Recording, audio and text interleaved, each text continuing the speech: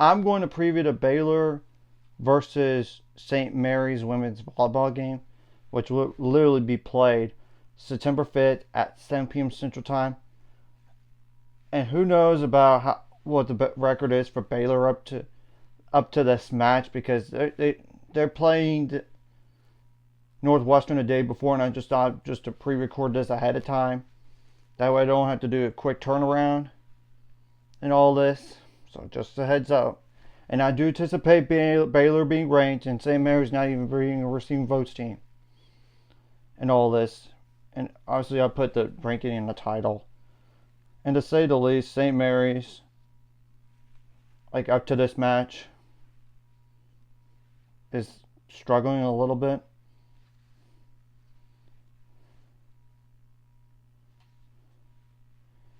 Because they are 1-2 on the season up to this point. And they do actually play another match that day, believe it or not. And it would be against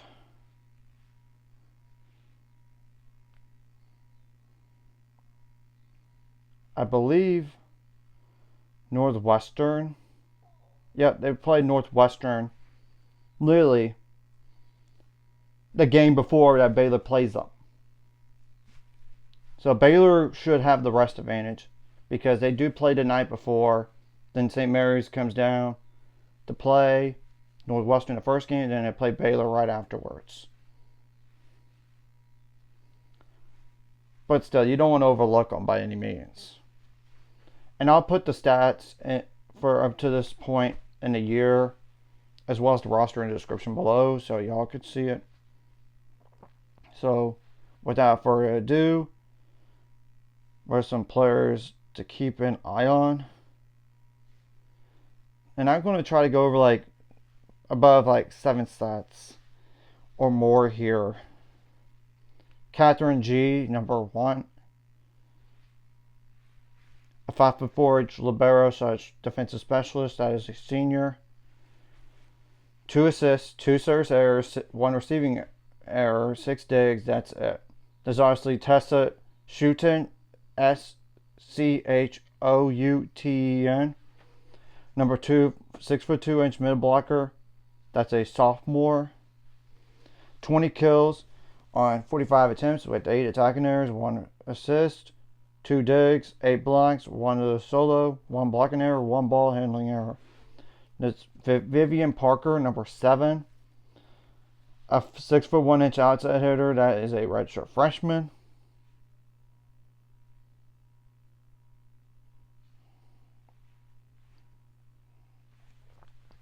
Six kills on 18 attempts and 3 attacking errors, 2 assists, 7 service errors, 3 receiving errors, 9 digs.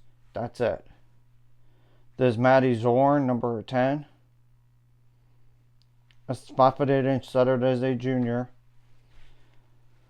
5 kills on 11 attempts with 1 attacking error, 47 assists, 3 service aces, 1 service error, 12 receiving errors, 1 block. That's it. And that was an unassisted. That was now a solo.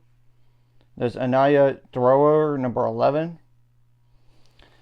A 6'4" middle blocker that is a redshirt freshman. 12 kills on 35 attempts with 4 attacking errors, 3 assists, 9 blocks, which was the most on the team, but 1 of those solo. That's it. There's Natalie Pete, number 12. A 5'6" libero / defensive specialist. That is a redshirt sophomore. 4 assists, 2 service aces, 1 service error, 1 receiving error, 8 digs. That's it. There's Grace Vos, VOHS. I apologize if I butchered that. A 6-foot outside hitter that is a sophomore. 21 kills on 57 attempts with 12 attacking errors, 1 receiving error. Not receiving error, 1 assist, 6 digs, 6 blocks, 1 solo, 1 blocking error. There's Clarissa Klein, number 14. A 6'1" outside hitter that is a redshirt junior. 28 kills on 63 attempts with 10 attacking errors, 5 assists, 9 serves. I mean 5 serves, 8 assists, no assists, 5 serves, aces, 9 serves errors, 3 receiving errors, 17 digs, 2 blocking errors. That's it. There's Ivana Lazovic, number 19. A 5'10" setter as a freshman. I apologize if I'm looking down because I cannot memorize all this stuff. 6 kills on 9 attempts, 77 assists, which is the most on the team. 6 service aces, 4 service errors, 11 digs, 2 blocks, no solo, 1 ball handling error. There's Alana Pearson, number 14.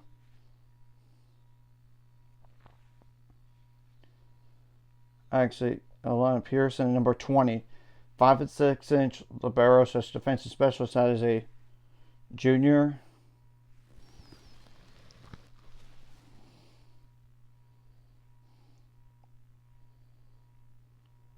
Yeah. 16 assists, 5 service aces, 10 service errors, 7 receiving errors, 51 digs. That's it. There's Lane Dent, number 21. 6'3" outsider as a freshman. 1 assist, 1 service ace, 8 service errors, 1 dig. 1 assist, 1 dig. That's it. And there's Genevieve Bain, number 24. A 6 foot outsider as a senior. She leads the team on kills up to this point in the year, part of that game against Northwestern. 46 kills on 108 attempts with 20 attacking errors, 3 assists, 9 service aces, 8 service errors, 3 receiving errors, 12 digs, 7 blocks, no solo, and that's pretty much it. And their lone win was a 3-2 win against North Dakota, 25-16, 17-25, 22-25, 25-17, 15-6. The Bowling Green game, they lost 3-1, 16-25, 21-25, 25-22, and 25-27. And North Dakota State, 3-2 loss, 19-25, 26-24, 18-25, 25-17, and 12-15. Obviously, whatever you did right in the previous game, you got to bring into this game. You can't overlook this opponent. You got to stay composed, keep your cool, don't be intimidated by the opponent. You got to make adjustments on the fly. You don't want to have like foot faults or rotation errors, because those are freebie points. And honestly, you don't want to have like ball handling errors as much as possible. Same thing goes for blocking errors, limiting the attacking errors, receiving errors. So you got to serve tough, because sometimes your best offense comes from your defense. And obviously, if you could force a overpass, you got to take advantage of it. You got to win those long rallies. Also, you don't want to do like a free ball to them as much as possible. And if they do, you got to take advantage of it. You got to have some variety on offense and try to see where they're going to go offensively if you can, and just shut down the best players as much as possible. Stay mentally tough. Yes, I know there might be some questionable calls here and there, but you got to move on to the next point. You got to be really good on side outs as well. You got to receive the ball well, so you could have some good passing to set up some kills and all that, whether it's from the middle, outside, opposite, or even a setter trying to do it in general. And up to this point in the year, by the way, Kendall Murphy's only played like 1 set. Maybe she will play against Northwestern. I don't know, because I'm pre-recording this ahead of time, like I said. And that only set was against South Alabama. So, and she's probably recovering from something. So I don't know, but it's something to monitor until she gets to playing more consistent. So you know. But I still feel good about where they're at. It's like, outside hitter wise, I do. And even like through the middles, and obviously you gotta have your blocking step up. While you want to limit their blocking, you gotta dig every ball, and try and make it very hard for them to dig every ball as much as possible, without getting the attacking errors, of course. and try to like mix it up on, oh, you're going down the sideline, you're going down the middle, you're going down the other, you're going cross court, everything like that. You gotta get your home crowd involved because it is a home game after all, and try to take the crowd away from the opposing team. And all this, you gotta make adjustments on the fly, not just from set to set, but throughout the sets. Try to put this game away as much as possible early and often, and hopefully you do get a quicker match than the other matches that prior to this game right here, because who knows about Northwestern. This is the type of game that you need to find a way to get off the court as quickly as possible and stay healthy as possible. Let's not overexert ourselves, especially when the following game is against Rice, and Rice is a formidable opponent, but they're not going to be I don't think they're going to be ranked in all this, but they could be receiving votes. And I know Rice could give Baylor some trouble in the past, but in the last few matches Baylor's beat them. And Rice was a receiving votes team in a preseason poll, and I would expect the same thing here. Try to help prepare for that type of match and all this.